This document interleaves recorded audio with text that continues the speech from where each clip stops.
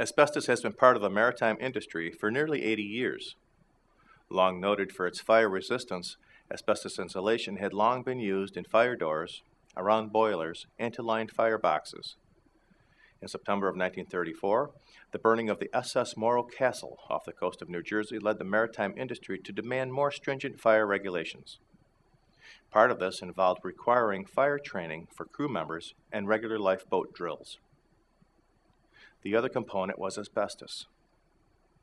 The harmful health effects of asbestos had been documented in Europe for 30 years, but the information was just reaching the U.S. in the 1930s. The reaction of the maritime industry to the SS Morro Castle tragedy presented an extremely lucrative opportunity to the asbestos industry.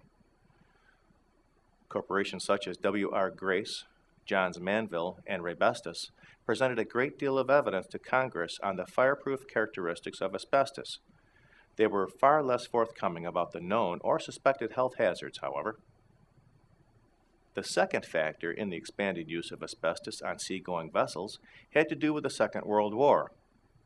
The Japanese attack on U.S. soil was a surprise to most Americans, but the Roosevelt administration had been expecting it for some time.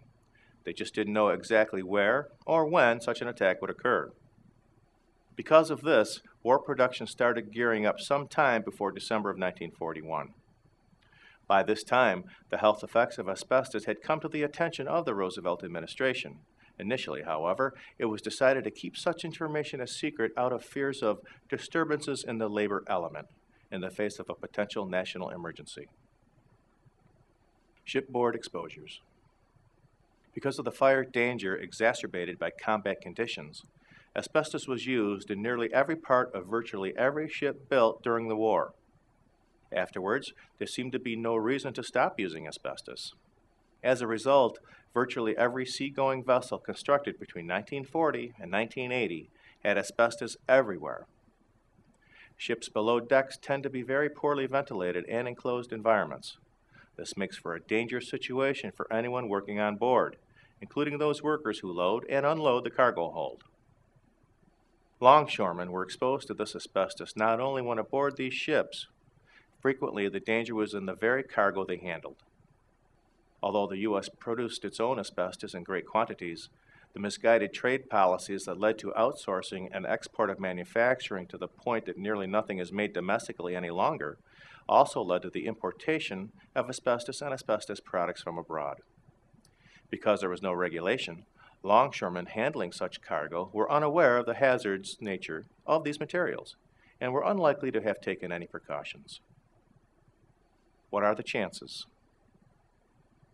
A 1980 study conducted by the late asbestos health researcher Dr. Irving Selikoff and two colleagues showed that in a group of workers who had spent a minimum of 20 years in ship repair, 86% contracted some form of respiratory disease. That said, it is a documented fact that not everyone who is exposed to asbestos develops mesothelioma.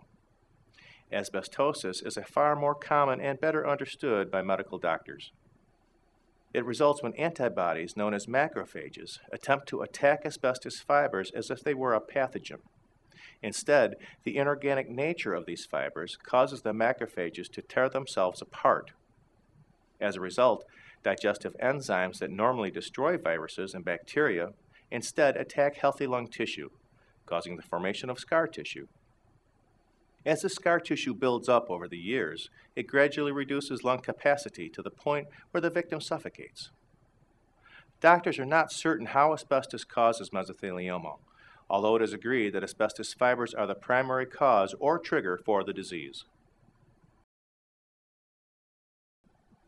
Thank you for watching. This video was produced by Asbestos.Net, a leading resource on all aspects of asbestos and mesothelioma. Our priority is to inform victims about the devastating effects of asbestos exposure, mesothelioma, asbestos cancer, asbestosis, and other asbestos-related diseases, and to advise them with a wealth of information. Individuals whose lives have been touched by mesothelioma have numerous questions and concerns. Their caregivers and family members also need accurate, reliable information. If you or a loved one have been diagnosed with mesothelioma or asbestos cancer and need more information, we invite you to visit and explore the thousands of pages of oncologist-reviewed material on Asbestos.net, to call our convenient toll-free number shown below and speak with a mesothelioma specialist, or to use the simple contact form found at Asbestos.net to request a free copy of our informative books, custom inserts, and DVD. Asbestos.net. Information and help for patients and families.